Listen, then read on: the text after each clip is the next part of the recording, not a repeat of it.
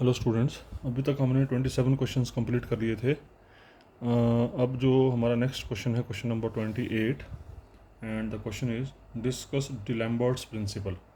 ये भी अक्सर पेपर में पूछा जाता है। तो व्हाट दिस प्रिंसिपल सेड देखते हैं ज़रा।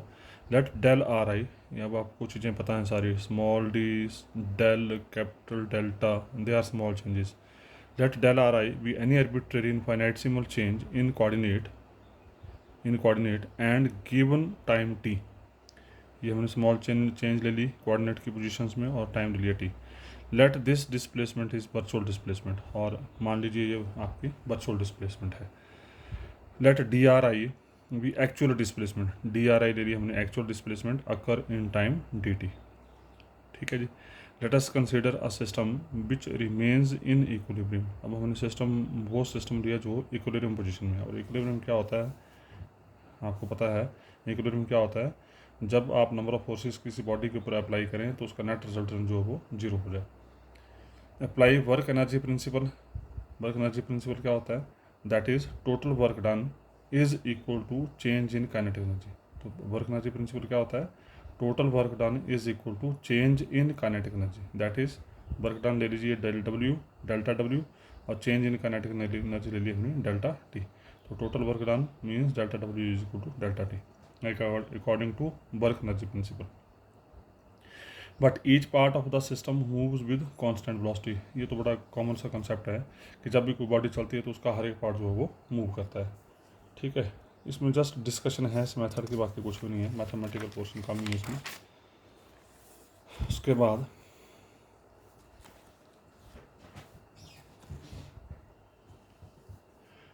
This imply del T is equal to zero. ठीक है, del T is equal to zero, और डेल डब्ल्यू के बराबर था तो del W equal to zero. That is for any system in equilibrium. अगर सिस्टम इक्विलिब्रियम में है तो total work done is always equal to zero. अगर सिस्टम आपका इक्विलिब्रियम में है तो total work done is equal to. ठीक है जी। डेल टी जीरो क्यों हुआ, क्योंकि आपका जो बॉडी मूव कर रही है उसका हर एक पार्टिकल कांस्टेंट वेलोसिटी से मूव कर रहा है। अगर वेलोसिटी थ्रू आउट कांस्टेंट रहेगी, यूनिफॉर्म वेलोसिटी रहेगी, तो there is no change in kinetic energy. ठीक है जी। So that's why delta T is equal to zero, और डेल्टा टी जीरो हो गया क्योंकि बोथ आर इक्वल, तो डेल्टा डब्ल्यू जीरो हो गया। Hence, virtual work of the force in the displacement vector del Ri is given by। तो virtual work क्या हो जाएगा, फोर्स इनटू डिस्प्लेसमेंट। मान लीजिए बॉडी के ऊपर फोर्स अप्लाई की, capital F I vector, displacement है डेल आर आई वेक्टर, तो वर्चुअल वर्क क्या हो जाएगा, F I vector dot del R I vector equal to zero. ये वर्चुअल वर्क आया ith पार्टिकल का। तो जब सब पार्टिकल का वर्चुअल वर्क देखेंगे तो टोटल वर्चुअल वर्क कितना हो जाएगा, summation F I del R I equal to zero. इसको हमने नंबर 1 दे दिया। उसके बाद ये जो अप्लाइड फोर्स थी, ये जो कैपिटल एफ आई हमने फोर्स अप्लाई कर, जो बॉडी के ऊपर फोर्स लग रही है total, it is made of two type of forces. One is F I A and other is small F I, where F I A is applied force and small F I is constraint force. ठीक है, ये जो capital F I total force है body के ऊपर, it is made of two parts, one is FIA, other is small FI। FIA is applied force, A जो ऊपर लिखा है इसका मतलब दिस इज अप्लाइड फोर्स, और small FI is constraint force. ठीक है जी। तो इस कैपिटल FI की वैल्यू उठाई और यहाँ नंबर 1 में रख दी। नंबर 1 में रख के अलग अलग कर दिया इसको कर दीजिए number 2। Let rigid body is constraint to move on a surface. अब ये सारी हाइपोथेसिस है, कंसिडरेशन है, बाकी कुछ नहीं है। Let rigid body is constraint to move on a surface, इस तरीके से बॉडी चल रही है, such that force of constraint is perpendicular to surface and virtual displacement is tangential to surface. ये हमने मूवमेंट कुछ इस तरीके से ली कि जो बॉडी मूव कर रही है कुछ इस तरीके से कर रही है कि जो फोर्स आप अप्लाई कर रहे हैं that is perpendicular to the surface of the body, और जो वर्चुअल डिस्प्लेसमेंट है that is tangential to the surface. मतलब जो फोर्स लग रही है वो परपेंडिकुलरली लग रही है, और जो आपकी डिस्प्लेसमेंट है वो टेंजेंशियल है। डिस्प्लेसमेंट टेंजेंशियल है, फोर्स परपेंडिकुलरली अप्लाई करिए, तो उस केस में क्या होगा, आपकी कंस्ट्रेंट फोर्स का वर्चुअल वर्क जो है that is equal to zero. If this holds, तो उस केस में क्या होगा, कंस्ट्रेंट फोर्स का जो वर्चुअल वर्क होगा it is always equal to zero because of this, क्योंकि फोर्स आप यहाँ पर परपेंडिकुलरली अप्लाई कर रहे हैं और डिस्प्लेसमेंट टेंजेंशियल है, तो उस केस में कंसेप्ट जीरो हो जाएगा। So number 2 implies be left with summation F I A dot del R I equal to zero. ये चीज़ जीरो होगी and be left with this thing. Okay, this is called principle of virtual work. ये पता ही आपको, अब last videos में, previous videos में आप देख चुके हैं कि प्रिंसिपल ऑफ वर्चुअल वर्क क्या होता था, total work done is equal to 0। ठीक है, तो FIA dot del R I equal to 0, this is due to principle of virtual work. उसके बाद according to Newton second law आपको पता है न्यूटन का क्या होता है, rate of change of linear momentum is equal to applied force. Means PI dot का मतलब DDT, D D T of PI is equal to applied force. पता नहीं, rate of change of linear momentum is equal to applied force where PI is linear momentum. आयत की बात की तो total कर दिया, तो summation PI dot del R I equal to summation FIA dot del R I. दोनों side पर dot del R I separate किया, फिर समेशन सेपरेट कर दिया, लेकिन summation FIA del R I because of principle of virtual work this is 0, तो इसका मतलब क्या हुआ, ये समेशन 0 होगी। उसके बाद इसको नंबर 4 कर दिया, उसका तीसरी और चौथी को फिर कंबाइन कर दिया, दोनों को फिर लेके चले, इसको इस साइड लेके आ गए, उसके बाद दोनों में समेशन कॉमन आ गई, डेल आर आई कॉमन आ गया, तो ये जो रिजल्ट है this is called D'Alembert equation. Summation FIA minus PI dot del R I equal to 0, this is called D'Alembert equation and this is because of D'Alembert. तो ये एक just note था, एक डिस्कशन थी कि what is D'Alembert equation and what is D'Alembert principle. उसके बाद अब आता है question number 29। This is one of the again very important article. अगर आपको याद हो तो I think in video first और in video 2 we have done a very important article so called Lagrange's equation of motion for simple system. वहाँ आपने जो study किया था वो किया था लैग्रैंजेस equation of motion for simple system. अब आ रहा है Lagrange's equation of motion for general system. और सिंपल सिस्टम क्या थे, जनरल सिस्टम क्या थे, ये बातें हम पहले सब कुछ कर चुके हैं। हमारे पास टोटल 7-8 सिस्टम थे, उन 8 सिस्टम में से 3 होते थे आपके सिंपल सिस्टम, बाकी होते थे जनरल सिस्टम। ठीक है, तो यहाँ पर जनरल सिस्टम कौन से आ गए, rheonomic system, non conservative system, non holonomic system, ये होंगे जनरल सिस्टम। तो जनरल सिस्टम के लिए लैग्रैंजेस इक्वेशन ऑफ मोशन क्या होगी उसको हम देखेंगे। लगभग कोई 50% पार्ट जो है वो सिमिलर है as it is Lagrange's equation of motion for simple system. Lagrange's equation of motion for general system and simple system का 50 to 60% पार्ट जो एज इट इज़ सेम है, बस थोड़ा सा फ़र्क है। फ़र्क क्या है मैं बताता हूँ अभी आपको। Consider the general system of N particles. वहाँ पर भी आपने एन पार्टिकल्स लिए थे, यहाँ पर भी हमने एन पार्टिकल्स लिए। Let ith particle has mass small mi with position vector small r i vector, same वहाँ पर भी लिया था। Let capital Fi vector with total force acting on a particle of mass mi। ठीक है, और उस पार्टिकल के ऊपर जो फोर्स लग रही है that is equal to Fi। यहाँ पर जनरल सिस्टम ये चीज़ फालतू होगी आपकी, ये चीज़ एक्स्ट्रा होगी कि यहाँ पर आप फोर्स, टोटल फोर्स की भी बात चलाएंगे। ठीक है जी। उसका let small R I vector is equal to small R I is function of Q1 Q2 so on Qn comma T. ये चीज़ फालतू आई यहाँ। वहाँ पर क्या होता था, वहाँ पर आपके पार्टिकल की पोजीशन जो थी that depends upon generalised coordinates only. लेकिन यहाँ पर क्या है, यहाँ पर ये जनरलाइज्ड कोऑर्डिनेट्स के ऊपर डिपेंड करने के साथ साथ टाइम पीरियड के ऊपर भी डिपेंड कर रही है। ये चीज़ फालतू आएगी, यहाँ ध्यान रखना। बस एक कोऑर्डिनेट फालतू है, दो चीज़ें फालतू होगी, एक तो फोर्स और दूसरा ये टाइम पीरियड। तो वहाँ पर जो पोजीशन होती थी that depends upon generalised coordinates only, यहाँ पर जो पोजीशन है that depends upon generalised coordinates as well as time. That is R I is function of Q comma T. Q itself represents Q1 Q2 so on Qn। ठीक है जी, where Q1 Q2 Qn are called generalised coordinates. उसके बाद फिर दोबारा से next step, फिर से हम differentiate equation number 1 with respect to T. अब मैं थोड़ा फास्ट चलूँगा क्योंकि अब आपको इन चीज़ों की काफ़ी प्रैक्टिस हो चुकी है। Now we are differentiating equation number with respect to equation number 1 with respect to T. तो क्या बन जाएगा, R I dot curly R I बटे करली Q1 प्लस कर इंटू डी Q1 बटे D T plus curly R I बटे curly Q2 D Q बटा D T plus so on plus curly R I बटे करली Q1 डी Q1 बटा D T plus आगे क्या आएगा करली आर आई बटे curly T into D T बटा डी टी। ठीक है जी, मैं अब इनकी ज़्यादा एक्सप्लेनेशन नहीं दूंगा क्योंकि अब आपको ये चीज़ें सारी पता हैं और सब कुछ हम पहले कर चुके हैं। तो डिफ्रेंशिएट करके लास्ट में आ गया ये प्लस कर लिया आर आई बटे कर ली टी इंटू डी टी बटा डी टी आएगा और डी टी बटा डी टी हटा दिया यहाँ से। और समेशन फॉर्म में इस सम को हमने ले दिया रो इक्वल टू 1 to n कर लिया आर आई बटे कर ली क्यू रो डी क्यू रो बटे डी टी लिखो या यहाँ पर क्यू रो डॉट लिख दो, एक ही बात है। यहाँ पर क्यू रो डॉट भी लिख सकते हैं, है ना। प्लस करली आर आई बटे curly T and give it to number 2।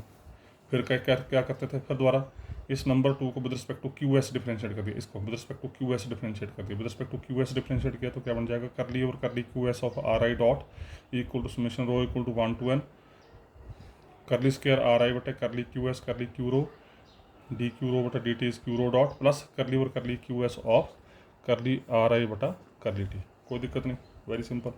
उसका further summation rho equal to 1 to n curly over curly Q rho मैंने बाहर कर दिया, करली आर आई बटा curly Q S into Q rho dot plus curly over curly T को बाहर कर दिया, curly over curly Q S of R I vector. ठीक है जी। सो अल्टीमेटली इट बिकम्स ये चीज़, ये जो चीज़ है ध्यान से सुनना, मैं जो बोल रहा हूँ, this is I am writing curly over curly Q S of D D T of R I vector, D D T of R I vector. ठीक है जी, D D T of R I vector. और number 2 में ये चीज़ जो है इसको मैं नंबर 2 की हेल्प से, अगर नंबर 2 में मैं आर आई को ध्यान से देखिए ज़रा, नंबर 2 में मैं अगर आर आई को करली आर बटे करली क्यू एस से रिप्लेस कर दूँ, करली आर आई बटे करली क्यू एस, ये आप लिख के देख सकते हैं जो मैं बोल रहा हूँ। नंबर 2 में अगर मैं आर आई को करली आर आई बटे करली क्यू एस से रिप्लेस करूँ तो ये सेम चीज़ यहाँ ट्रेस हो जाएगी, ये चीज़ और ये चीज़ सेम हो जाएगी यहाँ पे। ठीक है, करली आर आई बटे नंबर 2 में आर आई को करली आर आई बटे करली क्यू एस से रिप्लेस करूँ तो ये सेम चीज़ यहाँ लेफ्ट साइड में राइट साइड में बनेगी। तो लेफ्ट साइड में क्या बन जाएगा, D D T of curly R I बटे करली क्यू एस। तो ये लिखा मैंने, D D T of curly R I बटे करली क्यू एस। ठीक है जी, ओके। इसको कर दीजिए नंबर 3। तो यहाँ से इसका मतलब ये हुआ कि we can interchange this curl and D, curly और curly Q S D R I बटे D T equal D D T of curly R I बटे curly Q S. This is known as interchange of curl and D. ये same result आपने Lagrange's equation of motion for simple system में भी किया था। उसके बाद again from number 2 को आपने अब with respect to Q rho dot differentiate किया। ये जो नंबर 2 है इसको with respect to Q rho dot differentiate किया तो क्या बन जाएगा, करली क्यू रो डॉट डिफरेंशिएट किया तो क्या बन जाएगा, करली आर आई डॉट बटे करली क्यू रो डॉट, और with respect to Q rho dot differentiate करेंगे तो सिर्फ और सिर्फ ये टर्म बचेगी, सिर्फ और सिर्फ ये बचेगी, बाकी सारे डेरिवेटिव जीरो हो जाएंगे। कैसे हो जाएंगे, क्यों हो जाएंगे, मैंने Lagrange's equation of motion for simple system में काफ़ी डिटेल में बताया हुआ है। तो we left with curly R I बटे करली क्यू रो, और इसका मतलब ये हुआ कि आप आर आई को with respect to Q rho differentiate कर दो, चाहे आर आई डॉट को with respect to Q rho dot differentiate कर दो, दोनों सेम होंगे। तो इसका मतलब इसको बोलते हैं हम कैंसलेशन ऑफ डॉट्स। तो करली आर आई डॉट बटे करली क्यू रो डॉट अगर कहीं नजर आता है तो we can interchange that with curly R I बटे curly Q rho. This is known as cancellation of dots. ठीक है जी।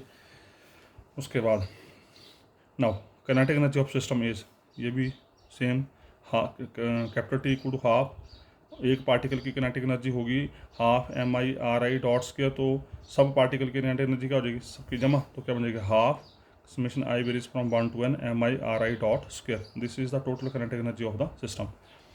अब इसको with respect to Q rho dot differentiate किया तो क्या बन जाएगा, करली टी और करली क्यू रो डॉट, इस टी को करली टी और curly Q rho dot equal to half summation I varies from 1 to n M I R I dot square को डिफरेंशिएट किया तो 2 are I dot curly R I dot बटे curly Q rho dot.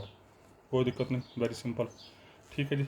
और उसके बाद यहाँ से 2 cancel हो जाएंगे, ये 2 और 2 कैंसिल हो जाएंगे। So we left with this, what we have, curly T और curly Q rho dot summation I varies from 1 to n M I R I dot curly R I dot बटे curly Q rho dot. ठीक है। उसके बाद फिर इसको आपने इस इक्वेशन को with respect to T differentiate किया, with respect to T differentiate किया तो क्या बन जाएगा, D D T of curly T और curly Q rho dot equal to summation I varies from 1 to n M I first function derivative second, फिर second function derivative first. ठीक है। Even आप यहाँ पर करली आर आई डॉट बटे curly Q rho dot को we can interchange with curly R I बटे करली क्यू रो।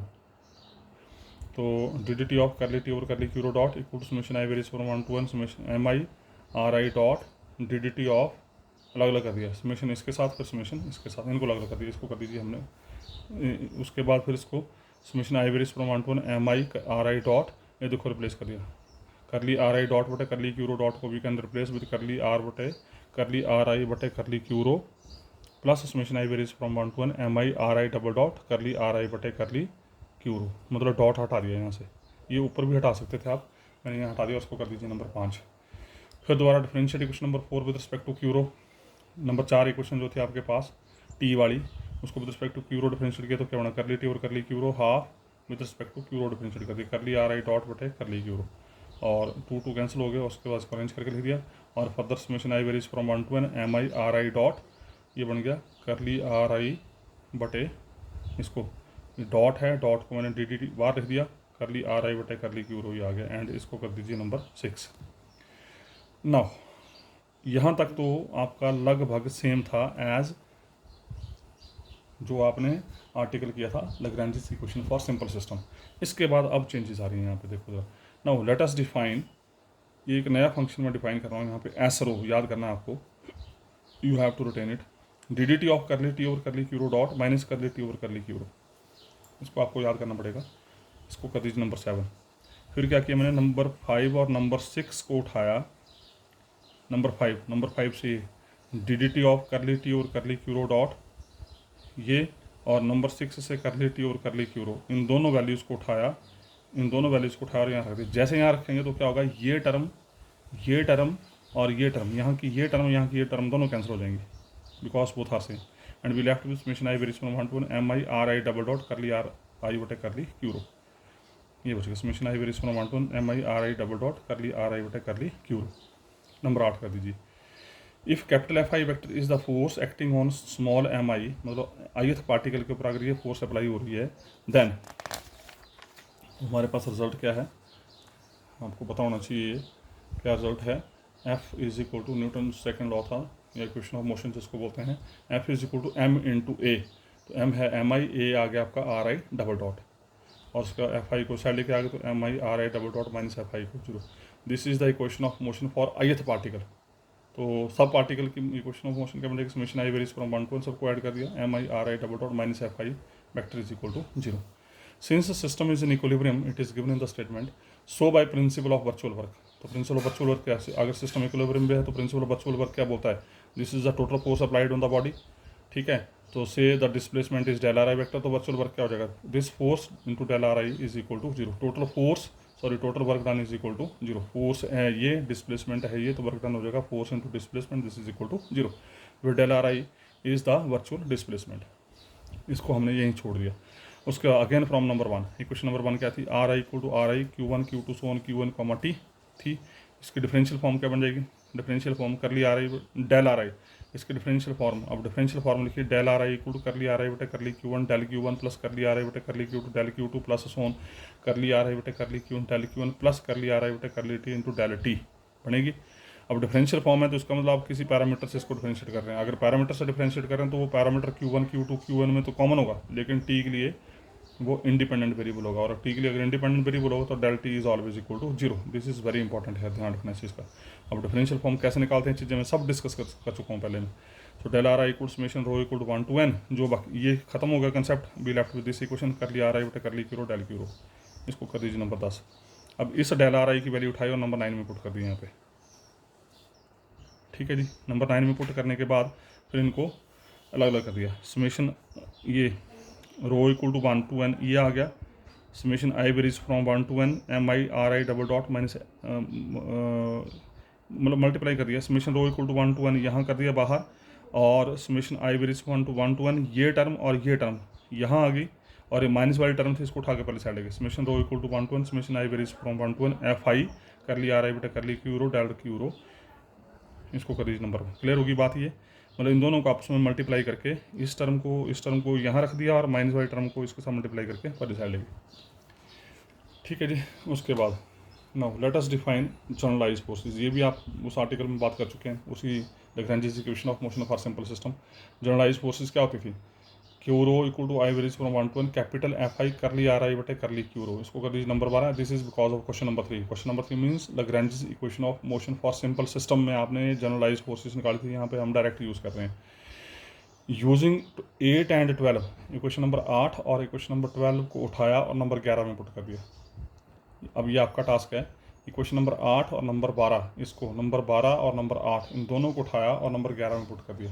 तो जैसे नंबर 11 में पुट करेंगे तो यहाँ बन जाएगा आपका rho equal to 1 to n capital S rho del Q rho equal summation rho equal to 1 to n capital Q rho del Q rho, ये आ जाएगा। ये अब आपका काम है।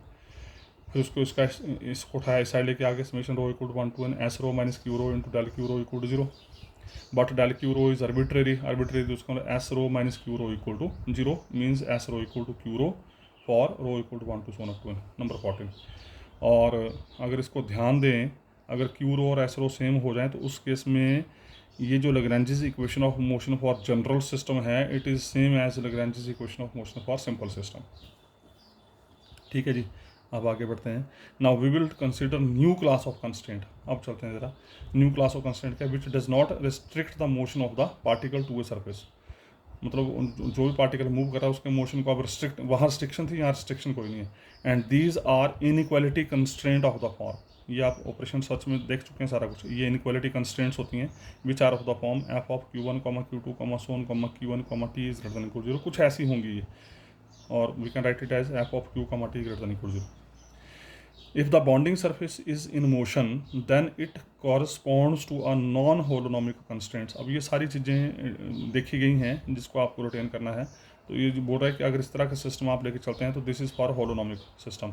These constraints can be generalised by defining a system of. अब ये सारी चीज़ें डिस्कस की गई हैं, आर्टिकल में देखा गया है सारा कुछ, तो यहाँ पर हमें बताया गया है। तो क्या है, an independent generalized variables Q1, Q2, so on Q1 of the form, ये आपको याद करना पड़ेगा। ये देखा गया यहाँ पे जब नॉन होलोनॉमिक सिस्टम में इसको स्टडी किया गया तो यहाँ पर जो मैथमेटिकल इक्वेशन बनी, हालांकि ये मैथमेटिकल इक्वेशन बनाने के लिए फिर 4-5 पेज लगे हैं, तो यहाँ पर हम डायरेक्ट यूज़ कर रहे हैं। These mathematical equations are summation rho equal to 1 to n A alpha rho del Q rho plus A alpha D T equal 0, फिर alpha is equal to 1 to so on up to m is less than n। This is important, ये आपको retain करना पड़ेगा। Ultimately बोलने का मतलब ये हुआ कि ये आपकी टेंसर फॉर्म है एम होमोजीनियस इक्वेशंस की। मतलब अल्फा की वैल्यू, रो तो आपको पता है रो क्या रिप्रेजेंट करता है, number of variables, generalized variables. तो अल्फा क्या रिप्रेजेंट करेगा, नंबर ऑफ इक्वेशंस। अल्फा की वैल्यू 1 देंगे, रो की वैल्यू 1 to n देंगे, पहली इक्वेशन बन जाएगी। अल्फा की वैल्यू 2 देंगे, रो की वैल्यू 1 to n देंगे, दूसरी इक्वेशन बन जाएगी। अल्फा की वैल्यू 3 देंगे, रो की वैल्यू 1 to n देंगे, तीसरी इक्वेशन बन जाएगी, एंड सो ऑन। इस तरह से हमारे पास साइमल्टेनियस इक्वेशन आ जाएंगी। इसको कर दीजिए नंबर 16, फिर A R function of Q and T. ये जो कैपिटल ए नजर आ रहा है it is function of Q and small T.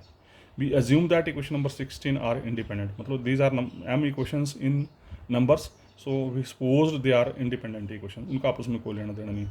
उसका फिर ये रिजल्ट आपको याद करना पड़ेगा। ये साइमल्टेनियस इक्वेशंस आई, जब आप इन साइमल्टेनियस इक्वेशंस को मैट्रिक्स मेथड से सॉल्व करेंगे तो उसका रैंक जो बनेगा वो रैंक बनेगा जितनी आपकी इक्वेशंस होंगी। ये भी एक रिजल्ट है जिसको मैं डायरेक्ट यूज़ कर रहा हूँ। This imply matrix of coefficients, मतलब ये जो आपने साइमल्टेनियस इक्वेशन लिखी हैं यहाँ पे, इन साइमल्टेनियस इक्वेशंस का जो कॉफिशेंट मैट्रिक्स बनेगा उसका रैंक आएगा यहाँ पे m, ये आपको याद करना है। ठीक है, further the possible displacement D Q rho satisfy equation number 16 and virtual displacement rho equal to 1 to n A alpha rho del Q rho equal to 0। ठीक है जी, ये टर्म यहाँ से हट जाएगी। जब आप रैंक की बात करेंगे तो ये टर्म हट जाएगी and be left with rho equal to 1 to n A alpha rho del Q rho equal to 0 where alpha varies from 1 to n। और उसके बाद आप इसको खोलिए, अल्फा की वैल्यू 1, इसको पहले इसको खोल दिया, रो की वैल्यू 1 to n दे दी, ये आ गया। उसके बाद अल्फा की वैल्यू 1 दी तो पहली इक्वेशन, अल्फा की वैल्यू 2 दी, दूसरी इक्वेशन अल्फा की वैल्यू 3 दी, तीसरी इक्वेशन अल्फा की वैल्यू m दी, ये mth इक्वेशन आ गई, एंड सो। ये बात क्लियर होगी। ठीक है, उसके बाद क्या किया, ध्यान से सुनना। अब ये टास्क थोड़ा कैलकुलेटिव है, आप कॉपी पेंसिल पकड़ें और खुद करें इसको ज़रा, थोड़ा सा आपको बड़े आराम से समझ आएगा। अब हमने क्या किया, पहली क्वेश्चन को लैम्डा 1 से गुणा किया, दूसरी इक्वेशन को लैम्डा 2 से गुणा किया, तीसरी इक्वेशन को लैम्डा 3 से गुणा किया, mth इक्वेशन को लैम्डा m से गुणा किया, and so on. Multiply above equations by lambda 1, lambda 2, so on lambda m respectively, and subtract from equation number 13। और नंबर 13 क्या है आपकी, नंबर 13 है ये, ध्यान से देखना जरा, ये है आपके number 13, rho equal to 1 to n S rho minus Q rho del Q rho equal to 0। जब आप रो की वैल्यू 1 देंगे, रो की वैल्यू 2 देंगे तो immediate del Q 1 del Q 2 del Q 2 3 del Q 3 के ऑप्शन मिलते हैं। डेल क्यू 1 का ऑप्शन क्या होगा, S1 minus Q 1, del Q 2 का S2 minus Q 2 and so. तो ये नंबर 13 है, इसको भी खोल दीजिए। वो आपकी m इक्वेशंस हैं, ये आपकी m इक्वेशंस हैं। इन तमाम इक्वेशंस को आपने रिस्पेक्टिवली लैम्डा 1, लैम्डा 2, सो लैम्डा m से गुणा करके फिर इनको आपने नंबर 13 से घटाना है। तो जब घटाएंगे तो देखो जरा क्या बनेगा, वहाँ पर डेल्टा Q1 का ऑप्शन क्या था, S1 माइनस Q1, नंबर 13 में डेल्टा Q1 का ऑप्शन था S1 माइनस Q1, तो यहाँ डेल्टा Q1 के ऑप्शन क्या आएंगे, लैम्डा 1 A11, लैम्डा 2 A21, ये देखो नीचे को column wise, lambda 2 A21, lambda 3 A31 and lambda M AM1, ये देखो डेल्टा Q1। फिर डेल्टा Q2 के ऑप्शन, वहाँ डेल्टा Q2 का ऑप्शन था S2 माइनस Q2 माइनस, फिर यहाँ से लैम्डा 1 A12, लैम्डा 2 A22, सो lambda M AM2 delta Q2 plus, फिर आगे डेल्टा Q3 प्लस सोन चलते जाएंगे। इसी तरीके से आपके पास फिर mth एलिमेंट का आ जाएगा SM minus QM, delta QM का option minus lambda 1 A1M minus lambda 2 A2M, ये थोड़ा गड़बड़ हो गया था, M ऊपर है, माइनस लैम्डा सोन minus lambda M AMM delta QM, तो M तक तो टर्म निकल गई आपकी, ठीक है। और बाकी जो बची M के आगे क्या बचेंगे, M+1 M+2 M+3 प्लस ये बचेगी rho equal to M+1 to N, एक से लेके M तक आपने लैम्डा M से मल्टीप्लाई किए थे तो M तक तो आ गए, बाकी जो M+1 से N तक बचे वो बचेंगे S rho minus Q rho del Q rho equal to 0, सिर्फ ये बचेंगे, नंबर 13 के बचेंगे M+1 से लेके N तक, ठीक है। और यहाँ पर आपने सिर्फ M तक ही मल्टीप्लाई किया था तो लैम्डा M तक आ गई क्वेश्चन आपकी। But del Q rho are arbitrary, अब ये टोटल सम इक्वल टू 0 है, टोटल सम इक्वल टू 0 है, इसका मतलब हर एक टर्म आपकी 0 के बराबर होगी, डेल Q1 कॉफिशिएंट 0 होगा, डेल Q2 की टर्म कॉफिशिएंट 0 होगी, डेल Q3 की कॉफिशिएंट 0 होगी एंड सो ऑन। तो but del Q rho is arbitrary, so every coefficient is equal to 0। ये डेल Q1 का कॉफिशिएंट था 0 हो गया, डेल Q2 का कॉफिशिएंट 0 हो गया, सो ऑन डेल M का कॉफिशिएंट 0 हो गया, और लास्ट में आपका S रो माइनस Q रो 0 हो गया फॉर M+1 से लेके N तक। और इन जनरल जब आप इनको जनरलाइज करेंगे, ये बड़े जो रिजल्ट हैं तो उसको कैसे लिख सकते हैं, S1 minus Q1 equal to, ये सारे उठा के S1 माइनस Q1 को लेफ्ट साइड में रखो और बाकी उठा के पहले साइड ले जाओ, S2 माइनस Q2 को लेफ्ट साइड रखो, बाकी उठा के पहले साइड ले जाओ, SM माइनस Q1 को लेफ्ट साइड में रखो, बाकी सारा उठा के पहले साइड ले, तो क्या बचेगा, इन जनरल क्या बचेगा, S rho minus Q rho equal to alpha equal to 1 to M lambda alpha A alpha rho, ये जो सम है इसको मैंने लिख दिया alpha equal to 1 to M lambda alpha A alpha rho, फिर rho varies from 1 to M, और Q rho को उठा के साइड लेके आगे, तो S rho equal to Q rho plus alpha equal to 1 to M lambda alpha A alpha रो। अब इस S रो को उठाया और उठा के इसको रख दिया हमने इक्वेशन नंबर 7 में। अब नंबर 7 आपके पास पड़ी थी, नंबर 7 थी आपकी S rho is equal to DDT of curly T और curly Q rho dot minus curly T और करली Q रो, ठीक है जी। तो DDT ऑफ करली टी और curly Q rho dot minus curly T और curly Q rho equal to S rho था, तो S रो की वैल्यू पुट कर दी मैंने capital Q rho plus alpha equal to 1 to M lambda alpha A alpha rho, and this is your final equation. Which are the Lagrange's equation of motion for general system and lambda is called Lagrangian multiplier, ठीक है। अब आप ध्यान से अगर analyse करें तो simple system में क्या होता था, सिंपल सिस्टम में आप काइनेटिक एनर्जी और पोटेंशियल एनर्जी निकालते थे, फिर एल निकालते थे, और एल निकालने के बाद सीधा निकालते थे DDT ऑफ कर लिया एल बटे कर ली Q रो डॉट माइनस कर लिया एल बटे कर ली Q रो इक्वल टू 0। ये थोड़ा कॉम्प्लिकेटेड है। जनरल सिस्टम में आपने क्या करना है, सिर्फ और सिर्फ काइनेटिक एनर्जी निकालनी, बस काइनेटिक एनर्जी निकालो, सिर्फ और सिर्फ काइनेटिक एनर्जी निकालनी सिस्टम की, उस सिस्टम की जनरलाइज्ड फोर्सेस आपको पता होनी चाहिए, बस ये दो चीज़ें निकालनी है। वहाँ पर आप काइनेटिक एनर्जी और पोटेंशियल एनर्जी निकालते थे, फिर एल निकालते थे, यहाँ पर आप काइनेटिक एनर्जी निकालेंगे और जनरलाइज्ड फोर्सेस निकालेंगे सिस्टम की, बस। और निकालने के बाद आप यहाँ रखेंगे और इमीडिएट आपके पास इक्वेशन ऑफ मोशन आ जाएगी। So this is the article for general system, this is the article of Lagrange's equation of motion या Lagrange's equation of motion for general system. तो न्यूमेरिकल इसके फिर हम नेक्स्ट वीडियो में देखेंगे, इसको मैं यहीं स्टॉप कर रहा हूँ। Thank you very much.